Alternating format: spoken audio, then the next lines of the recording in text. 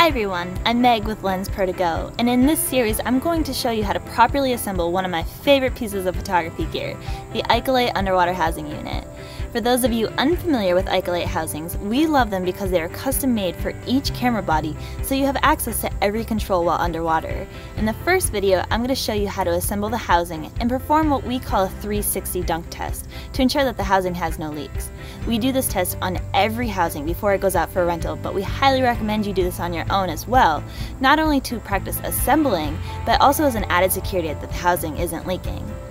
Each rental ships with the main housing with attached handles, the port, dome, 2 cleared geared zoom rings, 2 spring zoom rings, lubricant, and silica gel packets.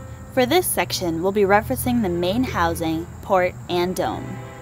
The first thing we want to do is locate all of the O-rings. There is one on each side of the port and a large one on the back of the housing itself. These play a very important role. They are manufactured to precision to establish a watertight seal when going underwater.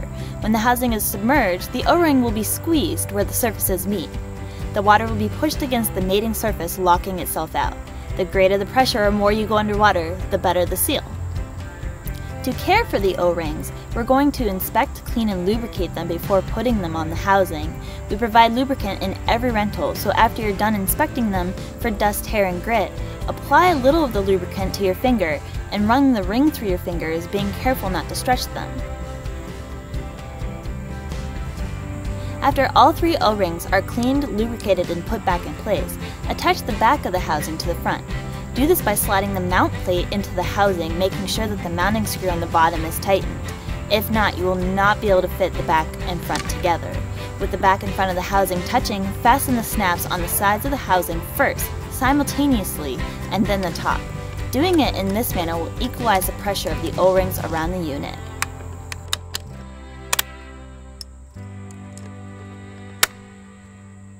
Next, we'll attach the port.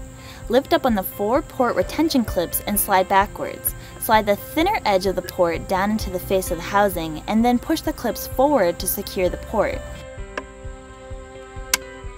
It's important that the clips can slide back and forth.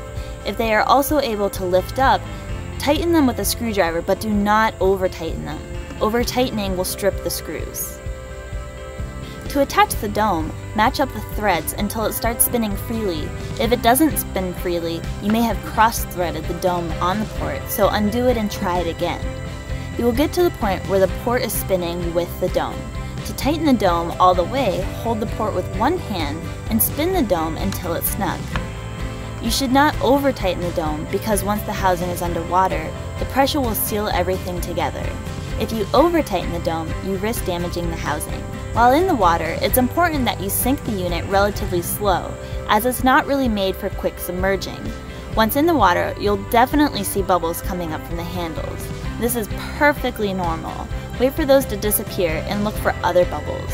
If you don't see any, start rotating the unit in a 360 motion.